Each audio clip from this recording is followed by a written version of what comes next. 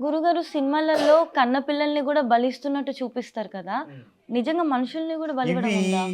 పూర్వకాలంలో పశ్చిమ బెంగాల్ ప్రాంతంలో, ఒరిస్సా పశ్చిమ బెంగాల్ ప్రాంతంలో ఇప్పుడు కూడా కాళీ ఉపాసనలో సిద్ధహస్తులు అటే ఉన్నారమ్మ. ఆహా, ఓకే. సిద్ధహస్తులు పశ్చిమ బెంగాల్ ఒరిస్సా ప్రాంతంలోనే ఉన్నారు. గతంలో అక్కడ జరిగేవట. దీనికి ఆధారాలు కూడా ఉన్నాయి, గతంలో జరిగాయట. కానీ అవి ఖచ్చితంగా ఇప్పుడు మాత్రం జరగట్లేదు, ఎక్కడా కూడా లేదు. పూర్వకాలంలో ఎప్పుడో అనాగరిక కాలంలో జరిగేవి. కానీ జంతు బలులు అనేవి ఉన్నాయి నాన్న. జంతు బలులు ఉన్నాయి. ఎందుకంటే తరతరాలుగా కొన్ని వందల సంవత్సరాల నుంచి ఇప్పుడు ఒక గ్రామానికి వెళ్ళు ఏమ్మా, ఒక గ్రామ దేవత గుడి ఉంటుంది, ముత్యాలమ్మ తల్లి గుడి అనుకుంటుంది. ఆ గుడి కట్టి ఎన్ని వందల సంవత్సరాలు మనకు తెలియదు, కానీ ప్రతి ఊరికి ముత్యాలమ్మ ఉంటుంది. ఆమె ఖచ్చితంగా జాతరలు జరుగుతాయి. ఆ జాతర నువ్వు పెట్టింది కాదు, నేను పెట్టింది కాదు, ఎప్పటి నుంచో ఉన్నది. ఆది కాలం నుంచి భక్త కన్నప్ప, ఈ మధ్య సినిమా కూడా వచ్చింది భక్త కన్నప్ప అని.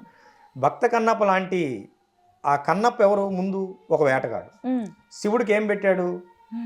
మాంసాన్ని నైవేద్యం పెట్టాడు. శివుడికి మాంసాన్ని నైవేద్యం పెట్టింది అంటే అప్పటి నుంచి నైవేద్యాలు ఉన్నాయిగా, మాంసాహారాలే ఉన్నాయి కదా ఏమ్మా. కనుక జంతు బలి అనేది పురాతన కాలం నుంచి ఉన్నది, ఇప్పుడున్నది, భవిష్యత్తులో కూడా ఉంటుంది. ఇది సహజం. ఇప్పుడు భగవంతుడికి నివేదన చేసేటువంటి సమయంలోనే జంతు బలిని ఆక్షేపిస్తున్నారు, కానీ మనం రోడ్డెక్కి తన్ని మాంసాహార వాటలేగమ్మా. రోడ్డెక్కి తన్ని మాంసాహార వాటలేగా. మాంసాహారం తినని వాళ్ళు ఎవరు లేదు, అచ్చం శాకాహారమే పెడదామా. ఈ మధ్యకాలంలో ఆంధ్రప్రదేశ్లో కూరగాయల రేట్లు పెరిగాయి. ఒక్క నెల రోజులు జనం అల్లాడిపోయారు. అందరూ శాకాహారమే కనుక తింటే మనకి టమాటా దొరకదు, కొత్తిమీర కట్ట దొరకదు. నువ్వు ఇంటర్వ్యూ మానుకొని కూడా వెళ్ళి కూరగాయల కోసం క్యూలో నిలబడాల్సి వస్తుంది. ఓకేనా? ఆహారానికి ఆధ్యాత్మికతకి సంబంధం లేదు నాన్న, ఈ విషయం గుర్తుపెట్టుకోండి. కాకపోతే మాంసాహారం స్వీకరించిన రోజు దేవాలయానికి వెళ్ళకుండా ఉంటే మంచిది. అది కూడా ఎందుకు? మాంసాహారం అనేది రజోగుణానికి సంబంధించింది. మనం సాత్వికంగా ఉండాలి, దేవాలయానికి వెళ్ళినప్పుడు సాత్వికంగా వెళ్ళాలి. కనుక నువ్వు మాంసాహారం ఉడితే దాన్ని మైలు అంటారు, ఎందుకంటే చనిపోయిన ఒక జీవిని తింటావు కనుక. కనుక ఆ రోజు దానికి దూరంగా ఉండాలి, దేవాలయానికి కనీసం ఒక 3 గంటలన్నా దూరంగా ఉండాలి. ఎందుకంటే ఆ తీసుకున్న ఆహారం శరీరంలో అరిగేంత వరకైనా దూరంగా ఉండి తర్వాత నువ్వు దీపారాజన కూడా చేసుకోవచ్చు. ఉదయం కనుక నువ్వు మాంసాహారం తీసుకుంటే సాయంత్రం దీపారాజన చేసుకోవచ్చు స్నానం చేసి. అదే ఎందుకు అంటే దసరా పండుగ రోజు ఖచ్చితంగా మాంసాహారం అనేది చేయడం జరుగుతుంది కదా ఇంట్లో. పొద్దునలా చేసినప్పటికీ సాయంత్రం అందరూ గుడిలోకి వెళ్ళి జమ్మి బతుకమ్మలు ఆడతారు.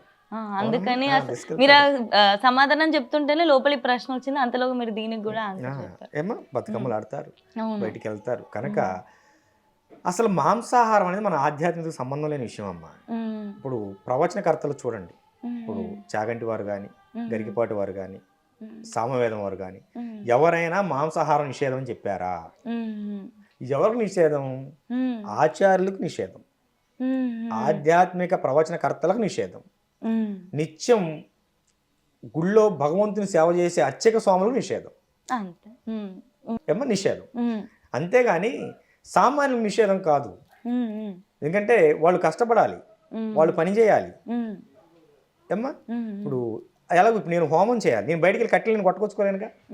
కట్టెలు కొట్టేవాడు నా దగ్గర కూర్చోబెట్టి ఉదయం సాయంత్రం వరకు, ఉదయం పూట కాస్త ఏదో అల్పాహారం తీసుకొని మధ్యాహ్నం హోమంతో భోజనం పెట్టి సాయంత్రం హోమంతో భోజనం పెడితే వాడు అక్కడికి వెళ్ళేసరికి వాడు బీపీ డౌనే పడిపోతాడు. వాళ్ళు తీసుకునే ఆహారం వాళ్ళు తీసుకోవచ్చు, ఆధ్యాత్మికతకి ఆహారానికి సంబంధం లేదు. ఓకేనా? మాంసాహారం నిషేధం అని మనకి ఎక్కడా కూడాను ప్రకటించలేదు. ఈ యొక్క వచ్చినటువంటి ఇవి మనకి పంచమాకార సాధనలు కానీ ఈ కొన్ని సాధనలు ఉంటాయి, దీనిలో ఎవరికి తోచిన విధంగా వాళ్ళు చెప్పుకుంటున్నారు. కానీ పంచమాకార సాధనలో మంత్రం, మద్యం, మత్స్యం, ముద్ర, మైథునం ఇవన్నీ ఏవైతే ఇచ్చారో ఇవన్నీ వాస్తవంగా వామాచారంలో ఉన్నాయి. కానీ కొన్ని పరిధులు ఉంటాయి.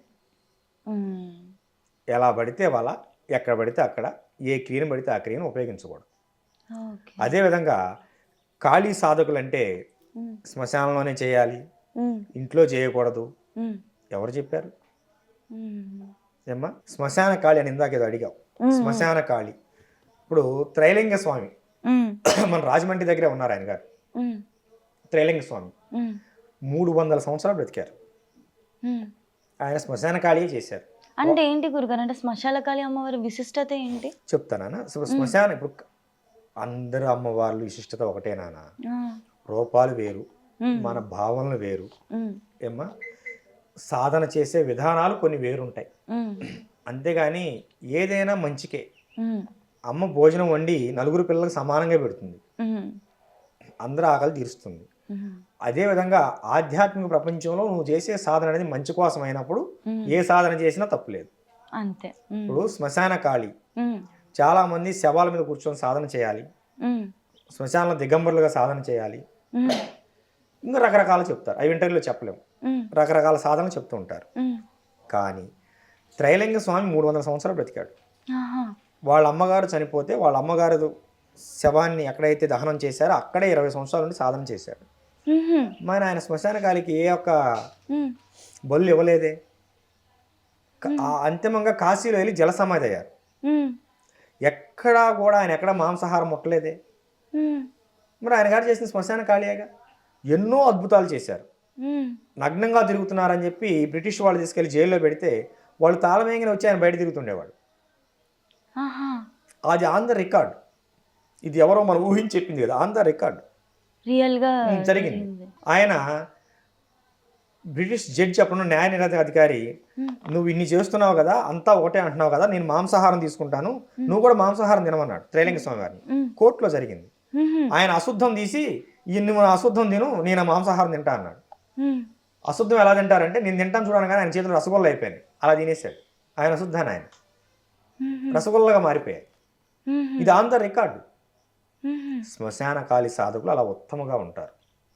ఈ పిచ్చి పిచ్చి వాళ్ళు చెప్పినట్టు రకరకాల బొట్లు పెట్టుకొని ఒళ్ళంతా ఏదో రాసుకొని, ఓకేనా, జుట్టు ఇలా పెంచుకొని ఎరబోసుకొని బీభత్సంగా ఉండరు.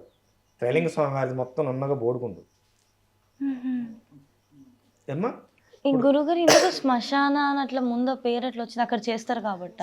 కాదమ్మా, కాళీలో రకాలు ఉంటాయి. దక్షిణ కాళీ, భద్రకాళి, చండీకాళి, ఉగ్రకాళి, శ్మశాన కాళి, ఇలా రకాలు ఉంటారు. ఓకేనమ్మా. ఆ విధంగా ఉన్నటువంటి ఆమె యొక్క రూపాల్లో అది ఒక రూపం. అదే అదే. ఇప్పుడు రామకృష్ణ పరమహంస గారు ఉన్నారు. ఆయన గారు కూడా కాళీ సాధకులే. ఆయన గారు ఏ బొల్లు ఇచ్చారు? స్వామి వివేకానంద కూడా కాళీ సాధకుడే, తెలుసా? రామకృష్ణ పరమహంసను అయితే పిచ్చోడు అన్నారు, ఉన్మాది అన్నారు. ఏమ్మా, ఆయన చేయని క్రియలేవి? ఓకే. కాళిదాసు ఒక గొర్రెల కాపరి, గోవుల కాపరి, లోపల గదిలో కూర్చొని అమ్మవారి గుడిలో కూర్చొని తలుపేసుకొని, నువ్వు నాకు నేను అడిగింది ఇస్తేనే నీకు గుళ్ళో అమ్మవారి తలుపు తీస్తానని చెప్పి అడ్డం కూర్చుంటాడు. అమ్మవారు తలుపు తీసుకుని లోపల రాలేదా? తలుపు అడ్డం అమ్మవారికి. ఏమంటే ఏం కావాలో నీకు? నాకు విద్య కావాలంటే రావారికి విద్య అంటాం కూడా రాదు. అమ్మ విద్యే, అమ్మ విద్య అని అడుక్కున్నాడు. అమ్మవారి నాలుక మీద బీజాక్షరాలు రాసింది. బీజాక్షరాలు రాస్తే అప్పటికప్పుడు అమ్మవారి మీద పెద్ద ఒక మనకి ఒక పారాయణమే చెప్పాడు. అమ్మవారి గురించి స్తోత్రం చెప్పాడు, పారాయణం చేశాడు, స్తోత్ర పారాయణం చేశాడు. ఆయన ఏం బలు ఇచ్చాడు? కనకమ్మ, ఇందాక నువ్వు అడిగావు కదా, బలులకి సాధనకి సంబంధం లేదు. కాకపోతే వామాచార మార్గంలో దేవతను ప్రసన్నం చేసుకోవడానికి జంతు బళ్ళు అనేవి ఉన్నాయి. ఇప్పటికి ఇస్తున్నారు, జరుగుతున్నాయి, భవిష్యత్తులో కూడా జరుగుతాయి, అవి ఆగవు. కానీ ఈ యొక్క కన్ని పిల్లలను బలి ఇవ్వడం అనేది వీళ్ళు సినిమాల్లో చూపించినట్లుగా బయట ఎక్కడ జరగదు కనుక దాని గురించి మీరు అనుకోవద్దు. కాకపోతే శ్మశాన కాళీ చేసేటప్పుడు కొంతమంది ఏం చేస్తారంటే, క్షుద్ర మాంత్రికులు ప్రజలను ఇబ్బంది పెట్టడానికి ఆమెను ప్రసన్నం చేసుకొని తప్పుడు విధానాలకి ఉపయోగించుకుంటూ ఉంటారు. అది పరిస్థితి. అలా బలి ఇస్తున్నారు అని అంటే అది వాళ్ళు ఆల్రెడీ తప్పుడు మార్గంలో ఉండి తప్పుడు శక్తుల కోసం ప్రయత్నిస్తున్నారనే కదా. ఇప్పుడు జంతు బళ్ళు అనేవి చాలా ఉన్నాయమ్మా, అది కామన్. వీళ్ళు చేసే విధానాల్లో కొన్ని షట్కర్మలు అనేవి కొన్ని ఉంటాయి.